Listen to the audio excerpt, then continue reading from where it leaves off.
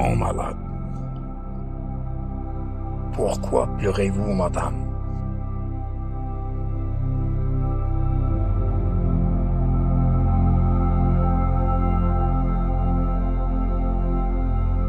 Quant à Hichem, il était toujours dans une zone grise lors de son hospitalisation. Quelques indices semaient le doute sur les vraies raisons de son séjour à l'hôpital, dont sa manière de feindre une endoscopie à visée diagnostique. Ils vont m'étouffer, me disait-il, avec un accent d'ironie. Je lui répondis, non, c'est facile. Beaucoup de malades n'ont pas cette chance de profiter de ces techniques pour se soigner. Il me quitta en plaisantant. Adieu, nous nous verrons dans l'autre monde, Inch'Allah. Il m'était difficile d'évaluer le degré d'inquiétude de quelqu'un comme lui, qui se cachait derrière l'humour et confondait sérieux et ironie. Jusqu'au matin, quand il déclara au médecin qu'il était enrhumé, ce qui le dispensait de l'examen endoscopique pour quelques jours. Il vint me voir dans ma chambre, content et satisfait, en ricanant.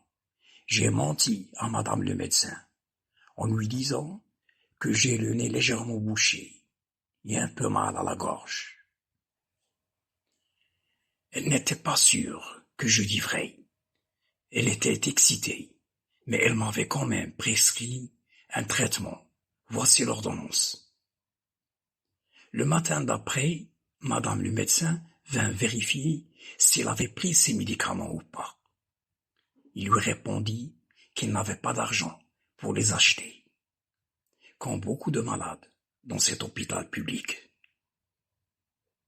Immédiatement, il lui rédigea un papier lui permettant la procuration gratuite de son traitement auprès de la pharmacie de l'hôpital. C'était une autre ruse de sa part, afin d'éviter l'inévitable ou quitter l'hôpital public. La thérapeute scrupuleuse le tint à l'œil. Elle vérifia chaque matin si Hichem avait pris ses médicaments.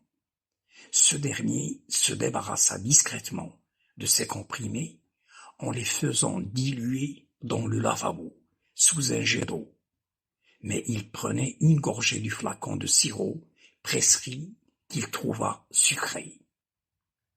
Cette politique d'autruche, sans horizon, avait cessé 4 ou 5 jours plus tard, pour se retrouver une autre fois face à la même impasse, subir l'endoscopie ou être expulsé du CHU. Il choisit la première, se soumettre à cette exploration visuelle médicale, fibroscopie, et à nouveau, apparemment, Hichem ne souffrait d'aucun problème digestif.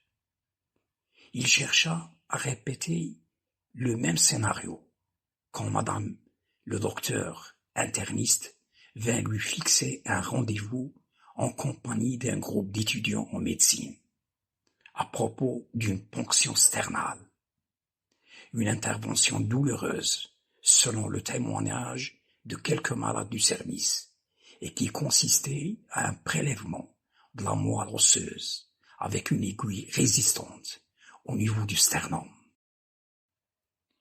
Cette fois, il manqua de prétexte pour ajourner le rendez-vous de sa biopsie, et les recoins du service étaient insuffisants pour le cacher autant que possible de la grosse seringue d'aspiration médulaire.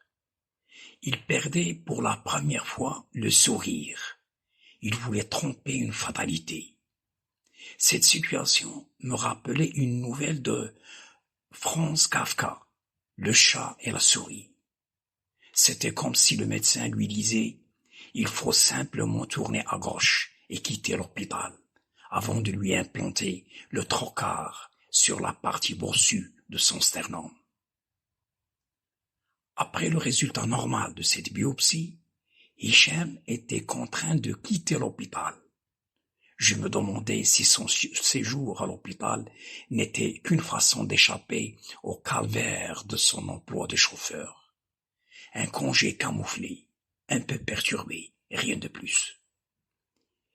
Il continuait de temps à autre à me rendre visite et n'hésitait pas un instant à me rendre service. Une fois, il m'avait réparé une crevaison de la chambre à air de ma chaise roulante. Puis, il s'était engagé à me chercher un fauteuil roulant plus confortable et me le délivrer juste à ma sortie de l'hôpital. C'était quelqu'un de bien, sans rancune, honnête et vertueux, qui ne distinguait le raisonnable de l'arbitraire qu'à travers la plaisanterie.